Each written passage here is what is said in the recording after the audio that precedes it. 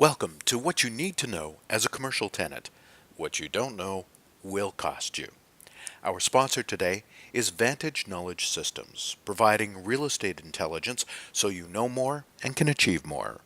At Vantage Knowledge Systems, we educate users of commercial real estate to negotiate better leases that add value, save money, and reduce risk. I'm your presenter today. My name is Peter Morris, and I have over 34 years in commercial real estate across North America. I'm a credentialed real estate executive and retail expert, and I've administered to thousands of leases and leased over 5 million square feet personally.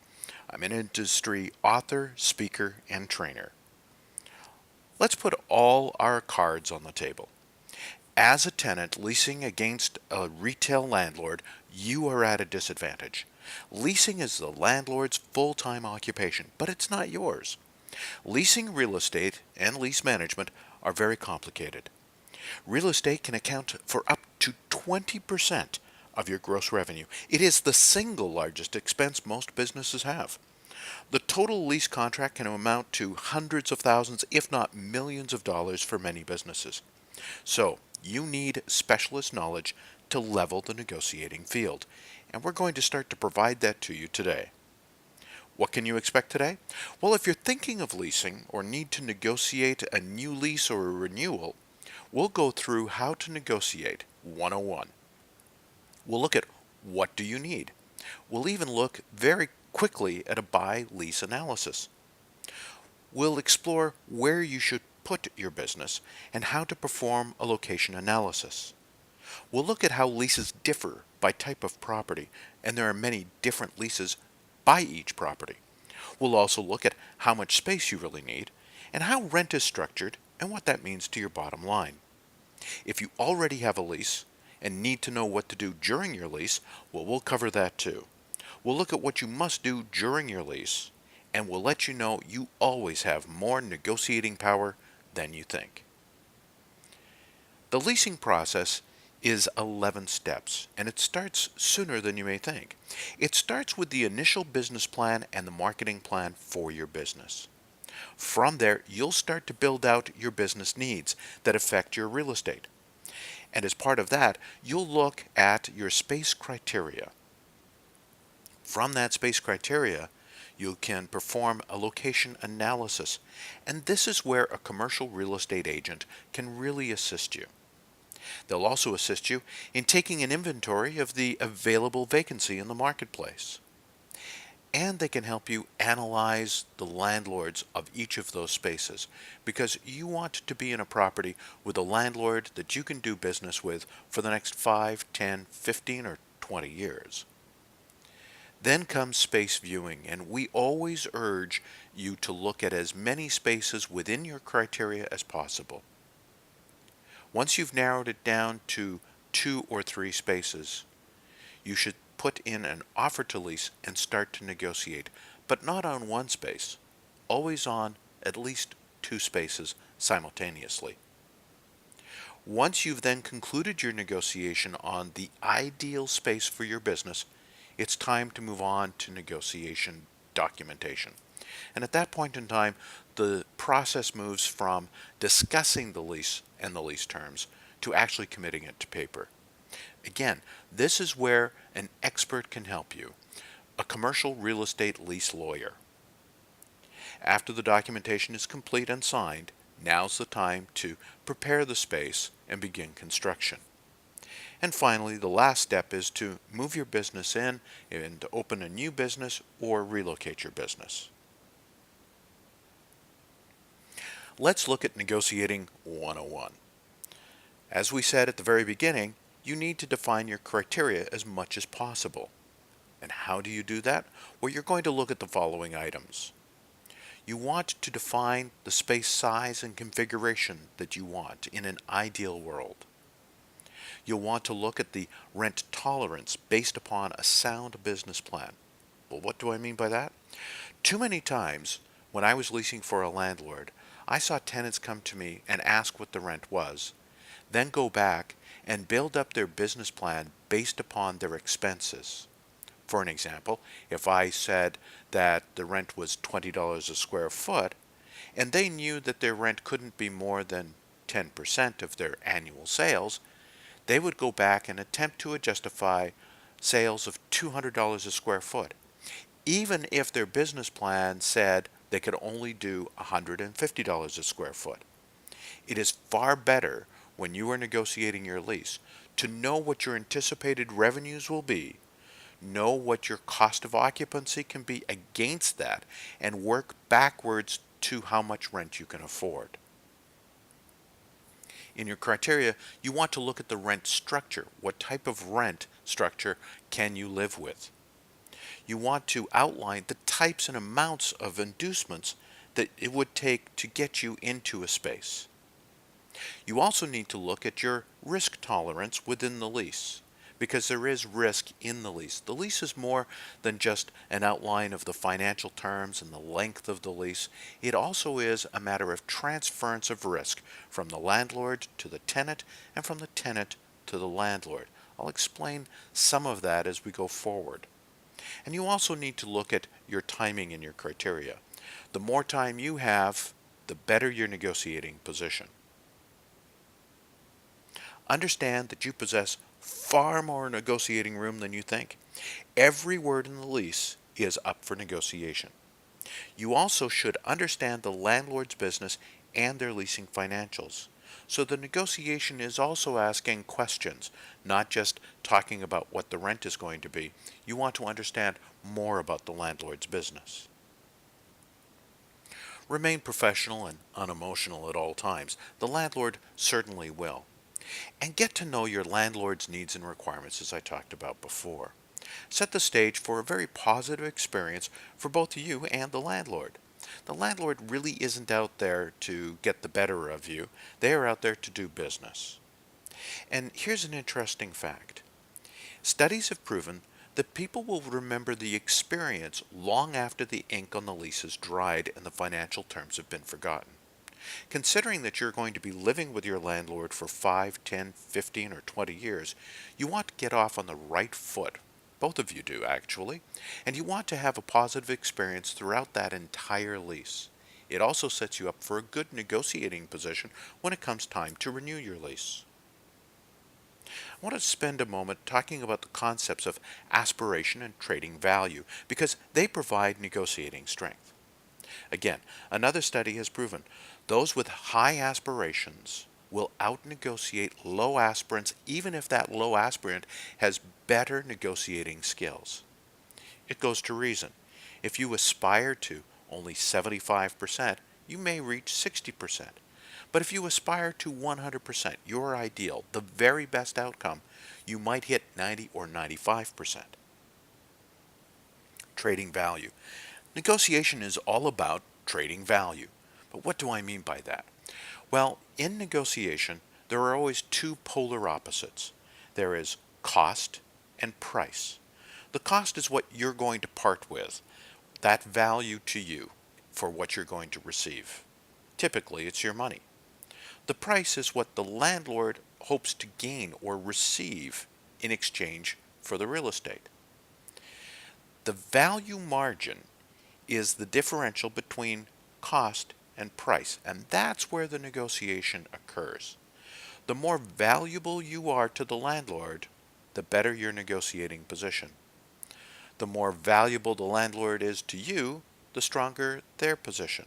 So your objective is to make your business more valuable to the landlord than the landlord is to you. And that brings us to the topic of leverage. Understand the use of leverage. There are a number of different leverage points in a negotiation, but three of the most common are the positive negative or the positive no. There is a way to say no and still maintain leverage. Here's one way. You can say, I understand where you're coming from. However, we can't accommodate that, and here's why. Do you have another suggestion? Now notice, in that particular case, you've been firm in your position, you've given a brief explanation as to why, and then you've opened the door for them to negotiate against themselves by providing an alternative. Another use of leverage is what we call quid pro quo. If you're unfamiliar with the term, that means an exchange of something for something.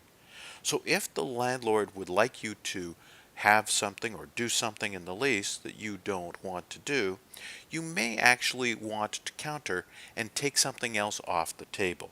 Let me give you an example for, let's say, a retail lease. The landlord would like you to pay percentage rent, and that is a rent on every dollar of sales over a certain amount that you would be paying to the landlord, almost like a royalty. And his justification for percentage rent is he wants to participate in the success of his property. Well, in order to be able to do that, you can counter that you need an exclusivity on your use within his property so you can maximize sales. Well, what have you just done? You have given the landlord an either or option. If they really want the percentage rent, you get the exclusivity. If he doesn't really want the percentage rent, the exclusivity can be taken off the table. So he is now left, or she is now left, with the choice of percentage rent or exclusivity. And finally, you need to know how and when to trump, if I can borrow a phrase from card game, if at all. And the reason that you want to have that is you have to have the ability to walk away from the table. And that is one of the reasons that we encourage you to always start your negotiation by looking and negotiating on multiple locations. So let's look at what you need. For retail, you are selling to the end consumer, and the space can help create a brand. What is very important in retail is access to a particular market. What do I mean by that? Well, in the case of an upscale retailer, you don't want to be in a property with a lot of consignment or secondhand stores because that won't attract your type of customer. The space must be selling oriented, must have visibility, good flow and layout, available parking. It must all speak to the idea of moving merchandise, because the business is primarily done on site. E-commerce aside for a moment, most of the retail business will be done through the real estate. So co-tenants are important for success. You want to make sure that your co-tenants, as I just outlined, are aligned with the type of consumer that you want shopping in your place of business. In an office situation, the business can either be business to consumer, or B2C for short, or business to business, B2B. The office space should be oriented to the staff to make sure that they are as productive as possible. And because of that, co-tenants are not as important, except in medical office buildings where you want that massing of like doctors, labs, and facilities. Because it is oriented towards the staff, internal facilities within the property are more important, such as the speed of elevators, parking facilities, food amenities, etc. Most of the business can be done on-site or off-site, and that plays into how much space that you will need.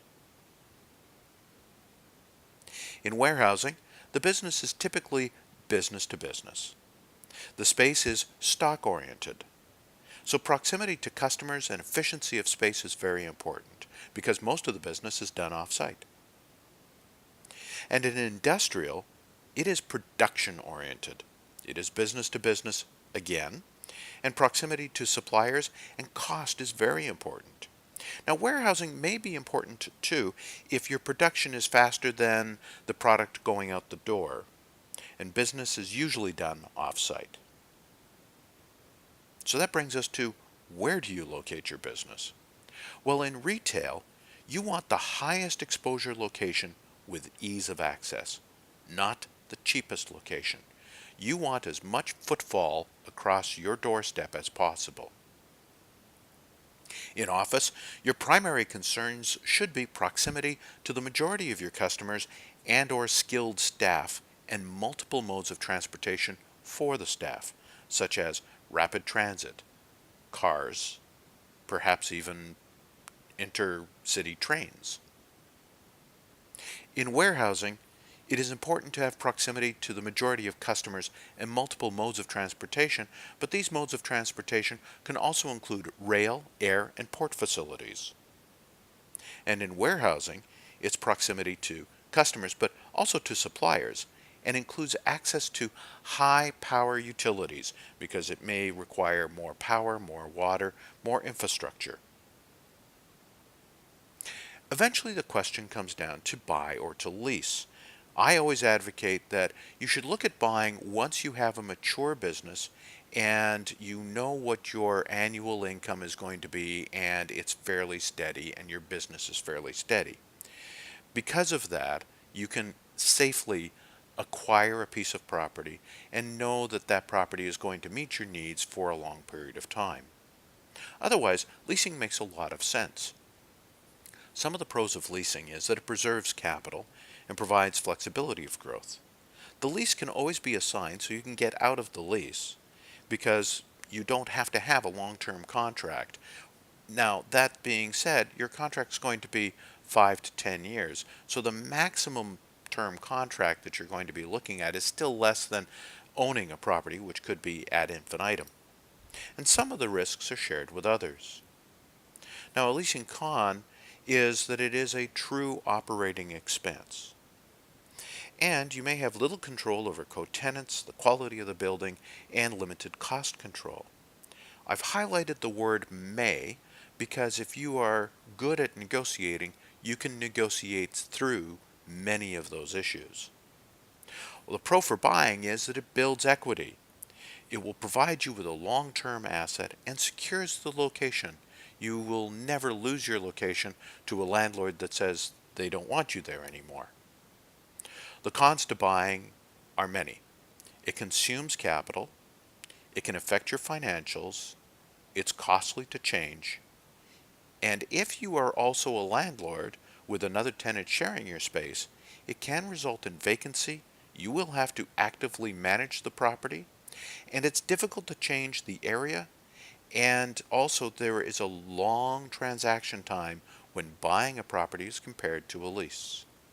Again, if you have a very stable business, sometimes it makes sense to buy. Other times, it still makes sense to lease. Let's look at how leases differ now. And again, we'll look at it by category of property. In retail, there are typically three components to what we commonly refer to as rent. The first is basic rent, also known as base or minimum rent. And this is the rent that you pay per square foot to occupy the space. There may be percentage rent, and percentage rent is done as a percentage of the sales, and I always recommend that it is above a threshold. That threshold could be above the basic rent, in other words, a greater of percentage rent or basic rent, or what we call an artificial breakpoint, which is a negotiated number that both parties agree to. The third component is a contribution and participation to the operating costs of the property. Typically, the landlord does not provide services inside the premises, and the tenant is left to deal with janitorial, security, and those types of costs and expenses. The lease may include a marketing or a promotional charge, but bear in mind that that marketing and promotional charge is for the entire property and not for the individual business. Now, that being said, the lease may also require that the tenant spend a certain percentage of their total gross revenue promoting their business. I have a very strong feeling on that the tenant should be required to spend their advertising dollars as they see fit, and the landlord shouldn't mandate a tenant required advertising. The leases are typically long and very complicated, and it's not uncommon to run into a lease that is over 50 pages long, so it's very important that you get specialized legal help. It's relatively difficult to assign or sublet because the landlord will have property merchandising requirements. Typically, you will be able to assign to a like use, but you cannot change your use easily within a retail lease.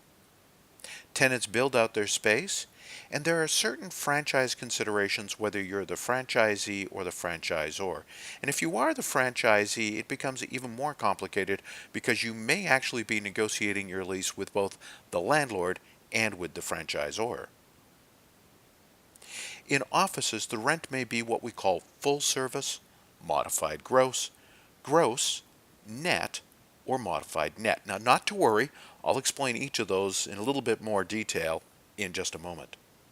Rent is calculated on the rentable area rather than the usable area. Let me help define those two. The usable area is that area that you can see within the office premise. That's where you put your desk, your credenza, where you have your photocopier, and your receptionist area. The rentable area can be somewhat larger. It can include the common area corridors outside of the office, and that is what we call a gross up or a load factor. Services such as janitorial for inside the premises may be provided depending upon the landlord. The leases are once again typically long and complicated. Subletting is comparatively easier and more common than in retail properties, as is assignment. Landlords or tenants may build out their space depending upon the landlord's preference. But bear in mind that the cost of building out the space is often built into the rent that is paid. Warehouse and industrial, we'll put those two together this time. Rent may be modified gross, gross, or net, depending upon the number of tenants in the property. And rent may be calculated as a fixed sum per month or per annum, but it could also be per square foot, or it could be both if a yard is included. The tenant may be responsible for all of its operating costs if it's a single tenant property and only pay base rent to the landlord. But if it is a multi-tenant property, they could participate in the overall operating costs. No services are provided inside the premises by the landlord, and the lease form is quite a bit shorter than either retail or office. But the emphasis is on environmental and health issues both during and after the tenancy. And by that I mean that there are clauses in the lease that will mean that the tenant may be liable for environmental and health issues in the premise long after the lease is expired. The landlord will provide minimal improvements to the premises. Now let's look at how much space you need. In retail, the space should be based upon the inventory requirements and the turns. But in saying that, you should consider the use of cubic feet. Albeit you rent on a per square foot basis, you can merchandise all the way up to the ceiling. On-site inventory needs to be considered. Do you need a back room, or can all the inventory be out on the selling floor? And the rule of three should be minimum. If you're not familiar with the rule of three, it is that one stock keeping unit should be on the floor for display at all times. One unit should be in the back, available for sale to the customer, and the third unit should be in the back or on inventory as replacement until the replacement inventory arrives. Frontage, depth, and proximity and visibility all need to be considered. The better the frontage, the shallower the depth, the better.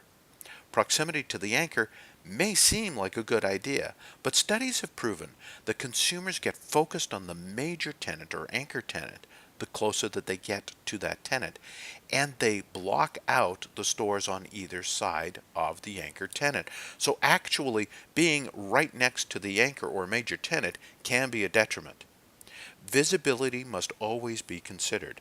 Are there impediments to visibility to your store or to your signage or to the merchandise in the show windows, such as trees, signage, light standards, facilities such as benches and bicycle racks? Avoid awkward shapes, such as a store that has an L configuration, or mezzanines and changes in elevations. Anything that can impede the consumer moving through the merchandise or your ability to merchandise properly. And finally, North Americans really do not like vertical retail properties. They prefer to shop on the ground floor. So if you have a choice between a ground floor or a second floor, take the ground floor all the time. Now this is relatively universal. However, in high density markets such as Asia, it isn't as imperative. But the ground floor will always gain more traffic. How much office space is needed? Well, the space requirements for offices are dynamic and they are shrinking. Not that long ago, the average office was 240 square feet per person. That's come down to less than 120 square feet per person and is continually shrinking due to the changing workforce. So you should consider the nature of the workforce and the work being performed. Also consider the business position in the life cycle of the business, but don't overcommit on space because that's a significant error. What do I mean by this? Well, if you project that your business will grow 20, 30, 40% over the next 5 years of your lease term, you should not obtain the space to accommodate all of that because you're going to be paying for the privilege of that future space, whether you need it or not. There are other ways to deal with that. One of the ways is what we call a ROFR, which is a right of first refusal on adjacent space. Another is options on other space in the building that might better suit your needs later on in your life cycle, that allows you to terminate your existing lease early in order to take advantage of the larger space. Consider the available building amenities such as food service. If you have a lot of food service within the property or communal meeting rooms, you can operate in smaller space that you are paying rent for. There are new catchphrases in office leasing, such as hoteling, teaming space, and flat hierarchy. Briefly, let me go over those. Hoteling is where multiple people share the same desk or the same office. You'll find that if you have a lot of outside sales force that needs to just touch base with the home office every once in a while. Or if you're running multiple shifts through the office over the course of a day. Teaming space is where you put like-minded or like-function duties together in the same space or even in the same office.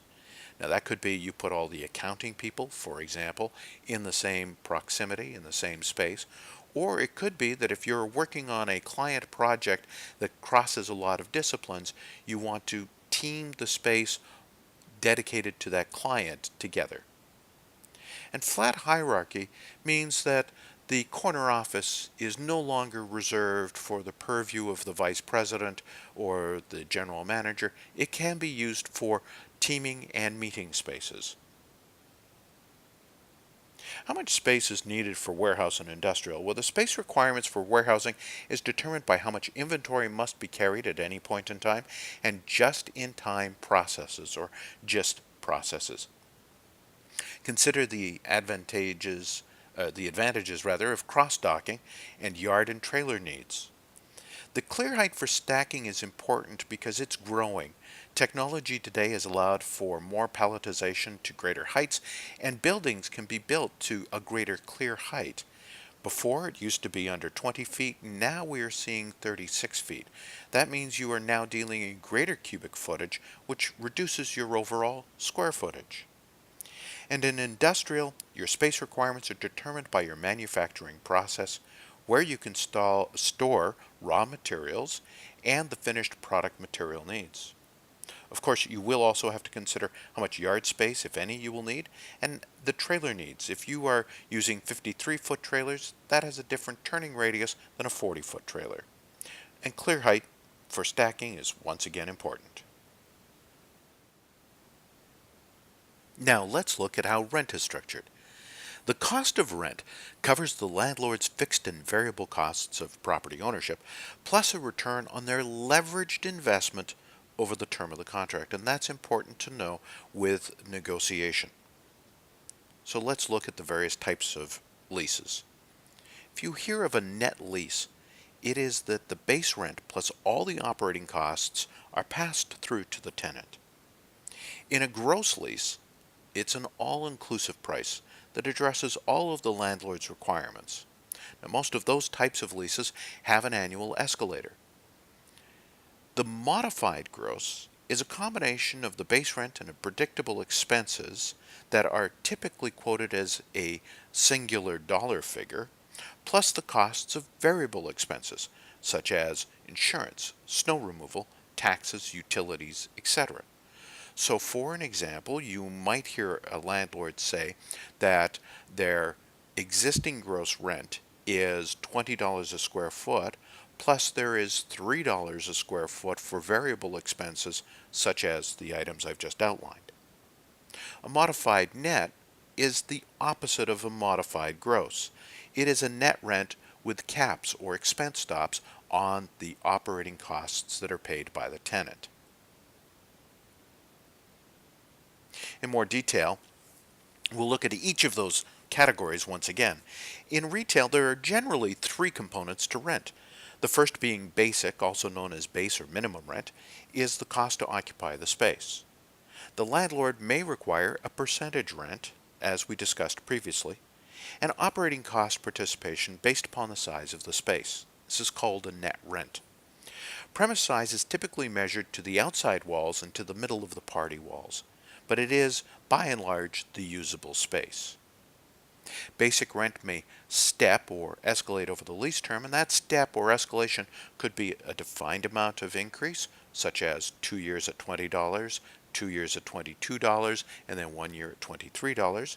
It could be a percentage increase based upon CPI or a fixed negotiated percentage. The basic rent may be equal to comparable property rent. Now, it's very important if the landlord says that our rent is comparable to the property across the road or down the street, that you understand that that is indeed a comparable property.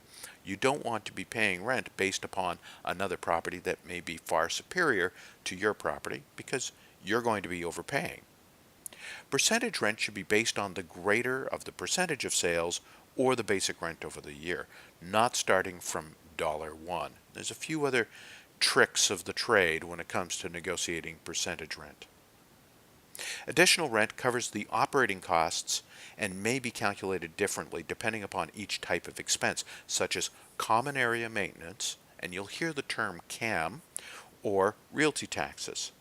They could use two different formulas for calculating each of those. And additional rent uses a formula of proportionate allocation, but in most cases that allocation is not an equal proportion.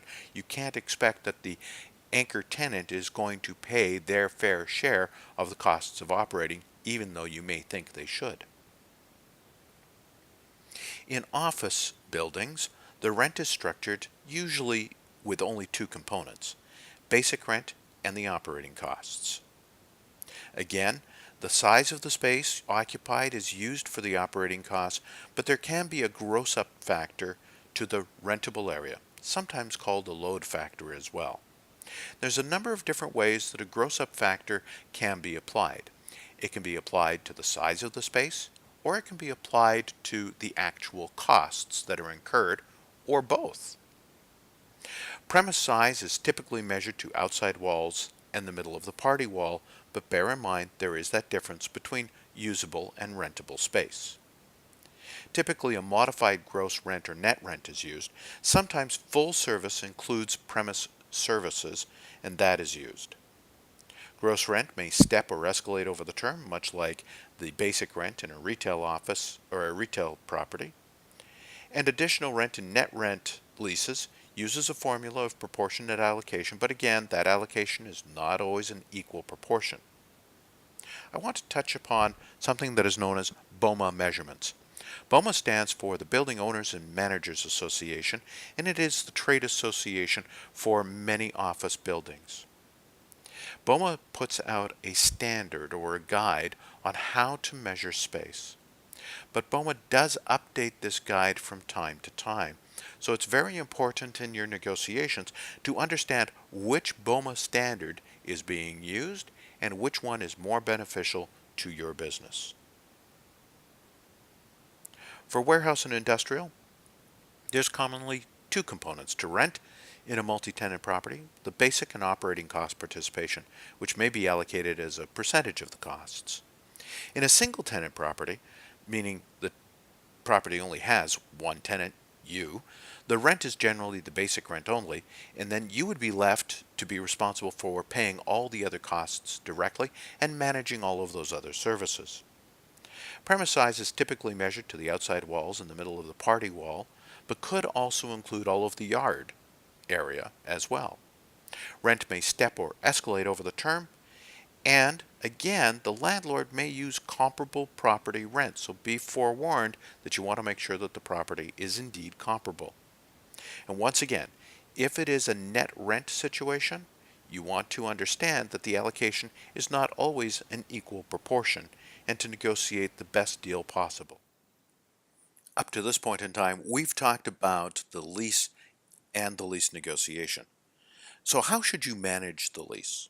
Well, the lease is the business contract between you and the landlord, so you should keep a copy of it nearby at all times. Don't put it into a filing box and put it into storage somewhere. You will need to refer to it. It is important to know and understand the lease from both a legal and a business perspective. You also have to know and actively manage the key actions and dates, or have this task completed by others. And finally, don't accept the landlord billings as 100% accurate 100% of the time.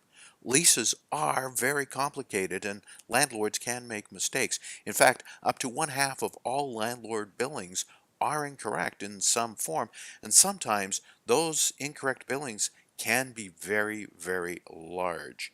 An associate of mine audited a landlord's billing for a tenant and discovered that they had been misbilled by $2 million.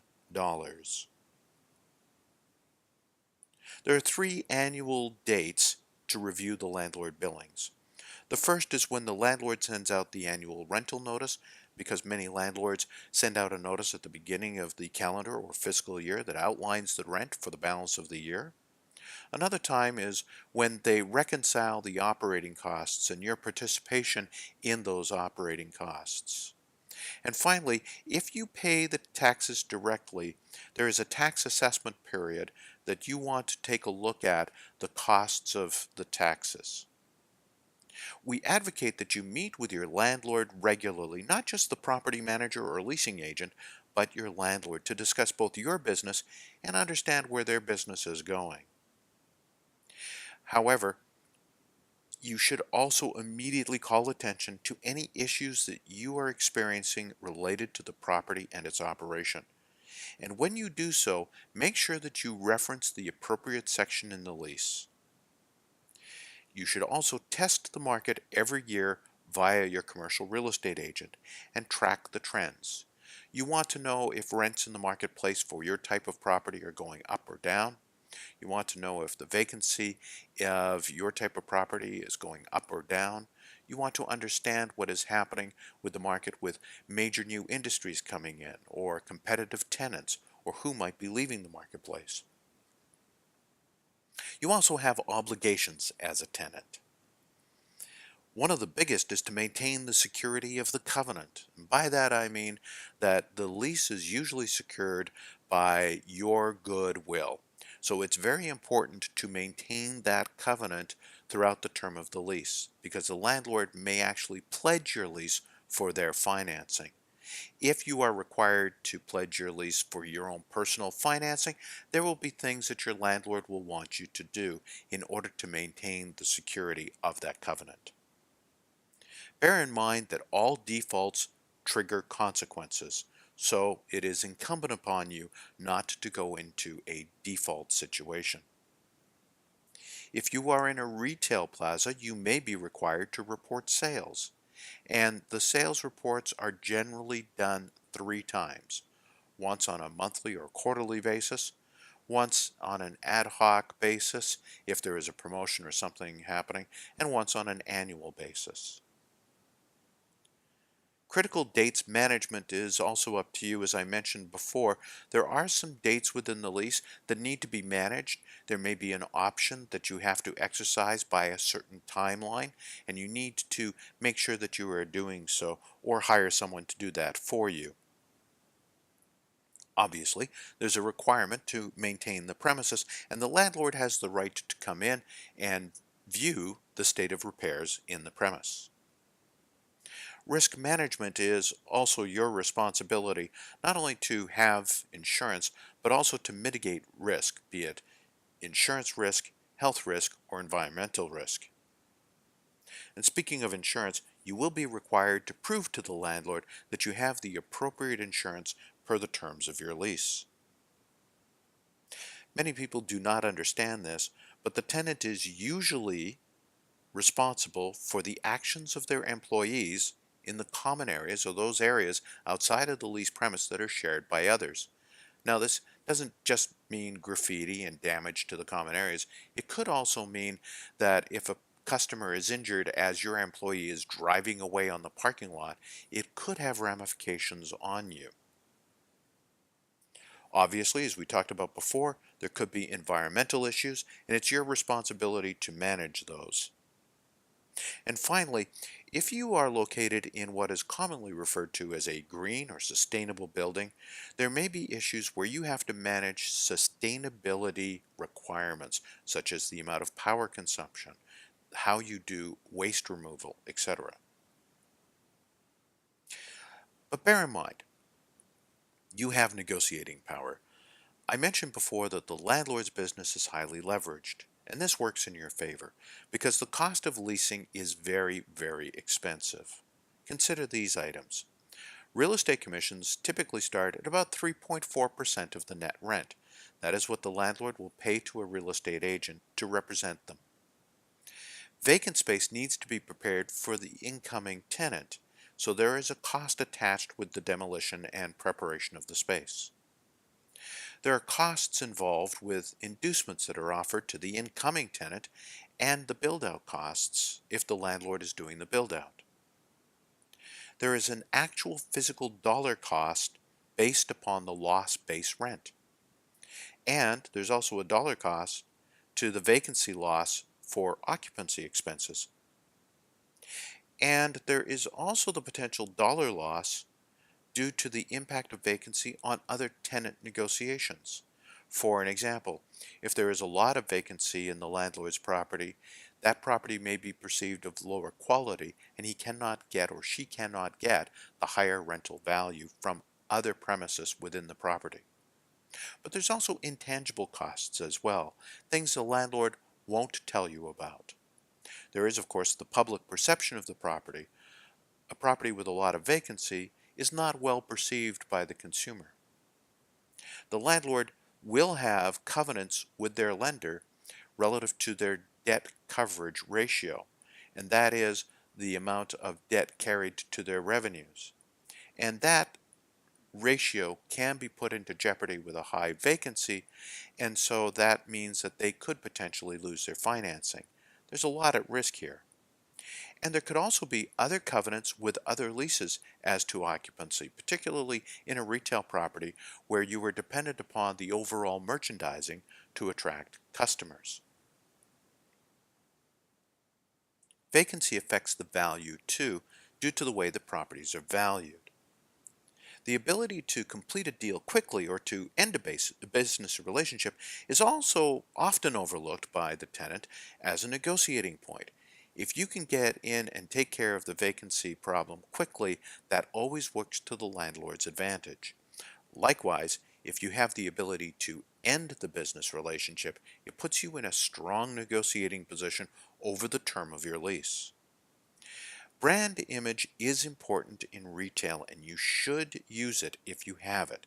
So for an example, if you have a brand that everybody wants to go to that will attract other retailers, make sure that you can quantify that to your landlord.